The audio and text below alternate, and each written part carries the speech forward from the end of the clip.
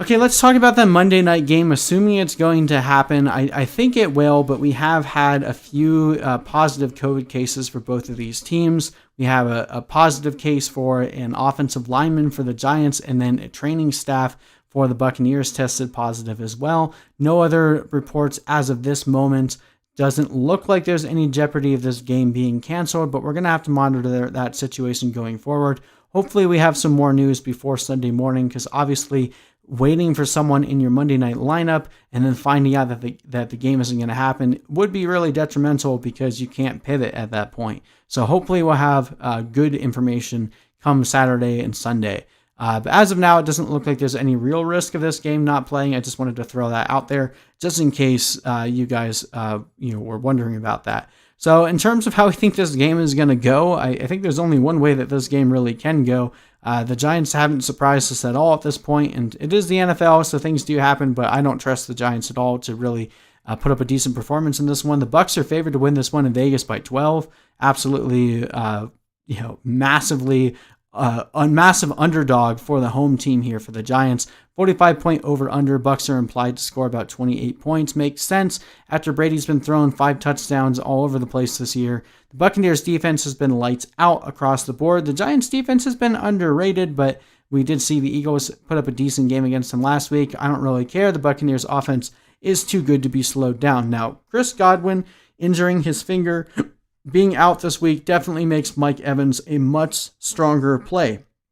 And if you're looking for another sell window for Mike Evans, this will be your week. You're going to play Mike Evans this week, and then following this week, that is the time you would be willing to sell Mike Evans. When Antonio Brown is coming back, Chris Godwin is going to be coming back at some point with that finger injury, but this should be your last really solid start for Mike Evans. Mike Evans is arguably a top 15, maybe even a top 10 play this week.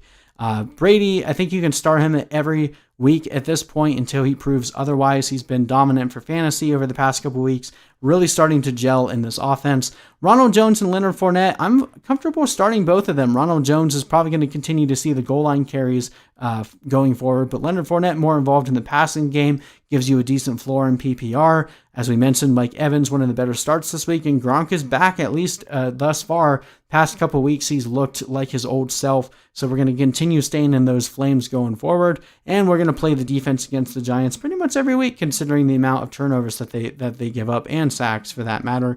Scott Miller, I guess you could argue would be a decent start, but every time we argue that he's a decent start, he gooses us. So he's still kind of on my crap list. I'm avoiding him.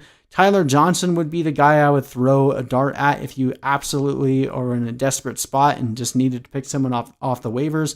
Last time Chris Godwin was out, we saw Tyler Johnson have an expanded role, and with Godwin out again this week, we could see Johnson have a pretty decent game. On the Giants side, the only guy I'm really comfortable with starting is Sterling Shepard. He was the favorite target of Daniel Jones last week, and he looked really solid in that setting there. Slayton, obviously a boom-bust receiver at this point, and I don't expect many booms against the Buccaneers. If you need an upside shot, I guess Slayton does carry more upside than Shepard, but I think Shepard gives you a pretty decent floor, especially in PPR. Wayne Gallman saw the majority of the carries after Devonta Freeman was hurt. We don't know at this point that Freeman will or will not play, but the Bucs' run defense is so strong, and I'm expecting this to be a rout. I don't really want to be playing Gallman. Maybe he gives you a decent floor because he'll be involved in the pass game, but not someone I'm looking to go out there and start. Golden Tate, Evan Ingram, both of these guys are players that you're really hoping to not have to roster. They give you an okay ceiling with a pretty low floor. Both guys I'm really just trying to avoid, if at all possible. You can probably already tell the way I'm leaning with this one. I've got the Buccaneers winning this one 35-14. And yeah, so we'll see if Brady ends up winning another MVP.